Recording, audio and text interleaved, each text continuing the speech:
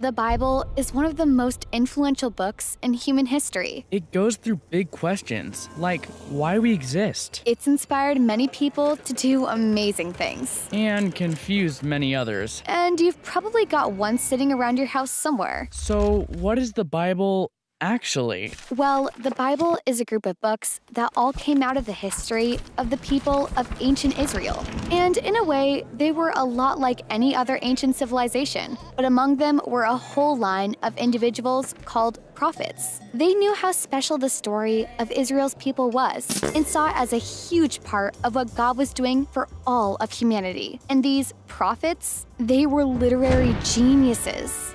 Really? They were experts at crafting the Hebrew language, to write epic stories and amazing poetry, to explore life's most complicated questions about life and death, and the challenges we face as humans. So, there's a lot of different people who wrote the Bible? Yeah, and they wrote them over 1,000 years, beginning with how Israel started in Egypt, then leading up to their kingdom with the first temple. Eventually, they were taken over by the Babylonians, who forced them out of their homeland. At an important point in history, many of the Israelites returned to their land. They built a whole new temple and created a new identity for themselves. This is when the Jewish scriptures began to be formed into the shape we have them today. The Jewish Bible. In Hebrew, it's called the Tanakh. The T stands for Torah, sometimes called the Law. That's the story of Israel. The N stands for Nevi'im, which is the Hebrew word for prophets. This section is made of the historical books that the prophets wrote, full of their poetry and their version of the story of Israel. How about the K? The K stands for Ketuvim, which is the Hebrew word for writings. This is a group of all different kinds of writings, like stories and more poetry books.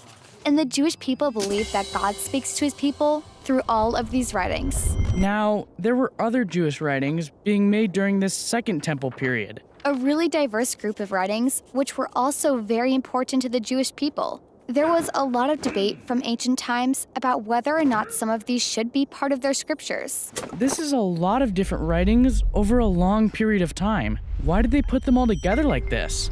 Well, altogether, these writings tell an epic story about how God is working through these people to bring order and beauty out of the craziness of our world. And it all builds up to a hope for a new leader who would come and make everything new and good. And then the Tanakh ends, and the leader never comes. So, it's an expertly crafted work, but it's missing an ending? That's exactly right. Now, a few centuries later, a Jewish prophet comes onto the scene named Jesus of Nazareth. He said he would carry on the story of the Tanakh. So, Jesus did a bunch of cool stuff. Then he was killed, but his followers said he was alive from the dead. Yeah, they said that Jesus was the new leader everyone's been waiting for, who would restore the world. And so his earliest followers, the apostles, they created new writings about the story of Jesus. And they called these good news or the gospel. They wrote about the spread of the Jesus movement outside of Israel, called Acts. And then they sent letters to different Jesus communities all around the ancient world. And they thought of these writings as part of the scripture? The apostles wrote all of this as the fulfillment of the finish of the epic story in the Tanakh. They did this to continue the literary genius of the Jewish tradition.